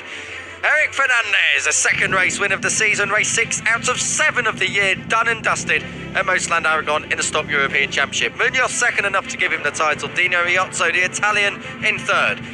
Juan Rodriguez, Marco Garcia, Mario Mayor, they had a right old fight for 4th, 5th and 6th. Archie McDonald for Australia in 7th. Britain's Dan Brooks completing the top 10. All the way down the order, Adrian Rodriguez, Kilian Nestola, and we've got a load more. Javier Del Olmo does get into the points for the Kawasaki. As we go all the way down the field. Great to see an array of nationalities, Bulgarians, Poles also in here. Brittany Belladonna Vaccarino for America also completing the race. Centipede makes his way back across the circuit now. The championship is done. It's 30. Danny Munoz leads the way, and it is done and dusted. It's now an unassailable lead with just one race remaining. Marco Garcia, however, he is in third. We'll have Dino to deal with in Valencia. Eric Fernandez, by the way, with that win, takes second in the standings. The lead in the top 10 provisionally is Corey Ting, who's tied on points with Maximiliano Rocha. Dan Brooks, 9 points further back from, and a whole load of names all the way through the order. It's a packed grid. Stock action in 2023 is seeing good grid numbers, promising more of the same as we go through all the way. Colombia represented as well, Juanes Rivera on a Yamaha in 21st place with 6 points scored so far this year. That came place at Jerez. Javier Del Olmo, the Kawasaki rider, also there as well. 27 point scorers so far with one race remaining.